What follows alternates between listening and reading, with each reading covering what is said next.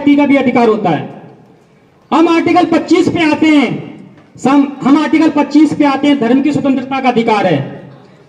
धर्म की स्वतंत्रता का जो महंत जी बैठे हैं, इनके अंतःकरण में आवाज आएगी कि ये सनातनी है, तो इन्हें अपने सनातन धर्म की व्याख्या करने का अधिकार है।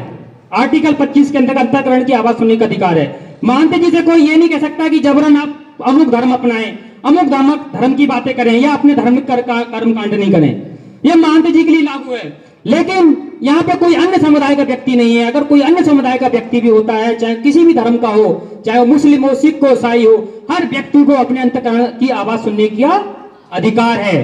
कोई व्यक्ति धार्मिक उन्माद कभी ना फैलाए, किसी के भ्रम में न पड़े। कई बार लोग भ्रम में पड़ जाते हैं, धार्मिक दंगे होते हैं, दंगे फसाद होते हैं कि वो व्यक्ति फलानी जगह नमाज पढ़ रहा है तो हम वहां पे सुंदरकांड करेंगे, हम वहां पे सुंदरकांड कर रहे हैं तो वो वहां नमाज पढ़ेंगे। और कई बार ईसाई मिशनरियां धर्म परिवर्तन भी कराती हैं, गरीब क्षेत्रों में जाती हैं, उन्हें लालच देकर धर्म परिवर्तन कराती हैं, तो ये भी उनके मानव अधिकारों का हनन है। धर्म परिवर्तन कई राज्यों में बैन है, धर्म की प्रचार करने की कई राज्यों में स्वतंत्रता नहीं है, और ये उनका व्यक्ति का अधिकार है कि कोई किसी को जबरन किसी धर्म में नहीं ला सकता है, चाहे वो किसी भी तरीके के केस हो, चाहे वो लव जिहाद के केस हो। कई बार उत्तर प्रदेश में, राजस्थान में, हर जगह लव जिहाद के भी केस देखने को मिलते हैं, तो ये भी मानव अधिकारों का हनन है। इस तरह की अगर कोई केस आपके सामने आते हैं तो आप मानव अधिकार, हर घर मानव अधिकार अभियान के तहत हमारी टीम से संपर्क कर सकते हैं। हम बात करते हैं आर्टिकल 23 और 24 की, जो भी मैं बता नहीं पाया।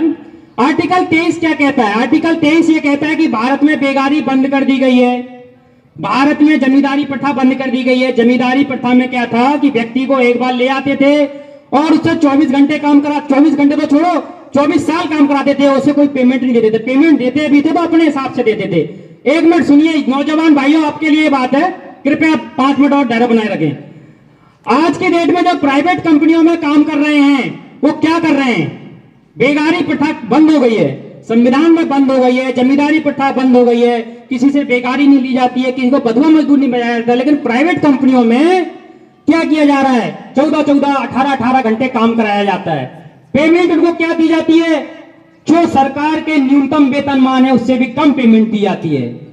तो बेगारी प्रथा आर्टिकल 23 के तहत खत्म हो गई है, लेकिन प्राइवेट कंपनियों में आज भी जारी है। कुछ प्राइवेट भी करेंगे, कुछ अपना बिजनेस भी करेंगे, और इनके परिवारों में भी कई आदमी प्राइवेट वर्कर होंगे, प्राइवेट फैक्ट्रियों में होंगे, कोई मैनेजर होंगे, कोई सुपरवाइजर होंगे, जो भी उनकी पोस्ट होगी। अगर आपको लगता है कि आपके परिजन के साथ, आपके रिश्तेदारों के साथ प्राइवेट नौकरियों में कहीं भी भेदभाव किया जा रहा है, उनको जो काम लिया जा रहा है उसके अनुसार वेतन नहीं दिया जा रहा है, उनको सरकार के अनुसार उनका पीएफ अकाउंट नहीं खुलाया जा रहा है, उनका ईएसआई और बीमा नहीं कराया जा रहा है, उनके जीवन की सुरक्षा से संबंधित कोई कारण नहीं किया जा रहा है, अगर ऐसी कोई भी आपके पास समस्या आती है तो इस संबंध में ही आप हमारे पास आएंगे, हम आवाज उठाएंगे और उसको न्याय दिलाएंगे। कारखाने में 14 साल का बच्चा काम कर रहा है तो उससे नीचे का जो काम कर रहा था उसे वहां से मुक्त करवाया, उसे एक अच्छा जीवन दिया।